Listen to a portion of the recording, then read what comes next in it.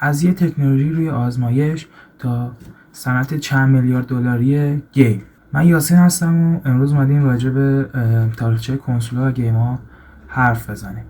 اولین بازی تاریخ تکنولوژی روی آزمایش بوده که دانشمندا داشتن روی تکنولوژی آزمایش میکردن که به یه بازی برخوردن و این بازی مهم اسمش اسپیس وار بوده و هیچ وقت هیچکی فکر نمی‌کرد این آزمایش ساده تبدیل بشه به صنعت میلیارد دلاری گیم.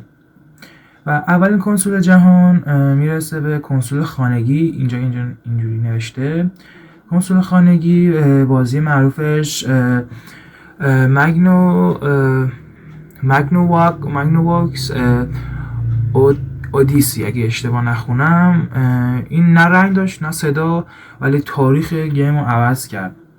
و میرسیم به قسمت بعدی، دوران طلایی آرکیدو یا همون آرکید، بهش میگن آرکیدو، که دیگه الان تو خونه هر یوتیوبر ایرانی مثلا معروفی هست.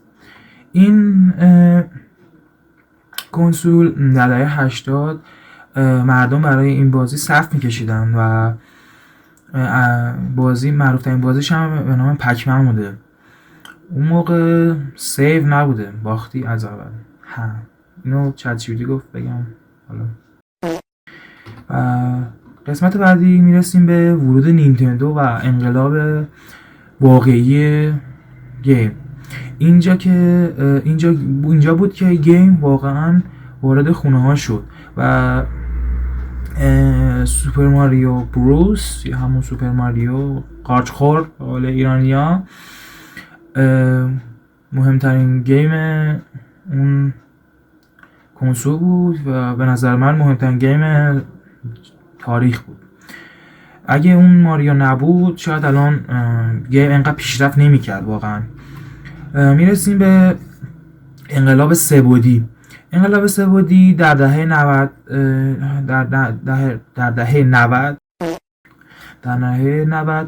بازی‌ها ناگهان سه‌بعدی شد به دست پلی‌استیشن 1 و از اینجا که اینجا گیم شبیه چیزی شد که امروز میشناسیم، ولی خب کیفیتش، حالا من شوخی نمی کنم، بعضیا واقعا با اینا خاطر داشتن. حالا Stop it. و میرسیم به قسمت آخر، نسل مدرن و آنلاین. امروز است دیگه. امروزه گیم فقط بازی نیست، یک دنیای کامل شده و